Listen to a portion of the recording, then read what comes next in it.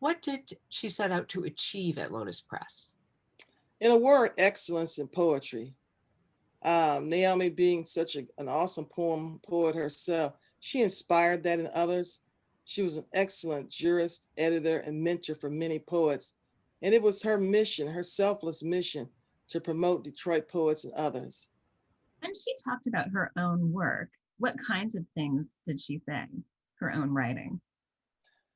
Naomi's writing is such a broad scope, accessible, complex, all at the same time.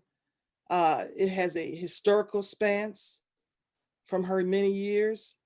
It speaks to the civil rights movement. It speaks to her personal thoughts on love, emotion, places where she lived, traveled. I think one of the things she talked about a lot to me is the force of poetry, that it had to come out. It needed to come out. What did she like best about her role as a publisher and editor? Promoting good poetry, absolutely, absolutely. She felt strongly that poetry should be produced well by way of broadsides, by way of poetry books. She felt that it should be well promoted and that poets be recognized. Yeah, Naomi would turn up at a poetry reading of 10 people or 50. She was so much there, and she was older at the time. So I was like in my 20s, so she would have been in her 50s. And I'm like, oh, okay, this is really cool. And then when I heard her poetry, I was like, I really like this, because I didn't have a formal background. She did, but yet it wasn't difficult poetry as some older poems from the 19th century could be. Yet it still had that classic feel. I just fell in love with it. I fell in love with her work. No, and my students did too. And that's one of the things. I mean, she was very much an accessible poet, and a poet that, you didn't need a PhD to get what she was saying, but she still said it elegantly. Her last book, or the newest one, is really quite incredible. Yeah. And Mal, how would you describe her work? Well, her work it is deep on a poetry level. I mean, it's sophisticated poetry, but it's accessible.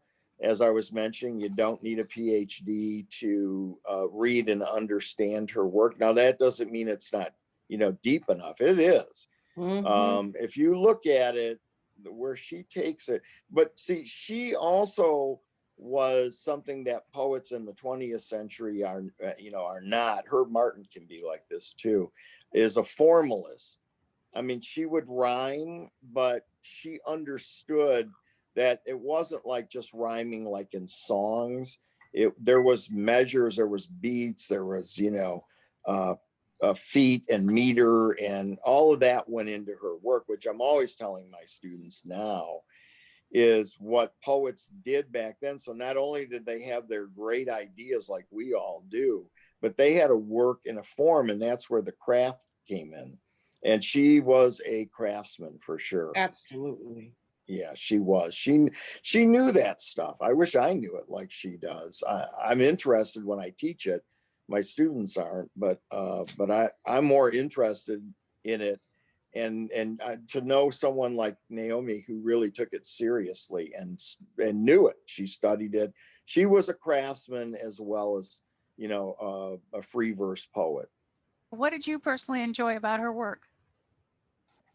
Well, I liked how she dealt with, kind of the everydayness of life in her poetry.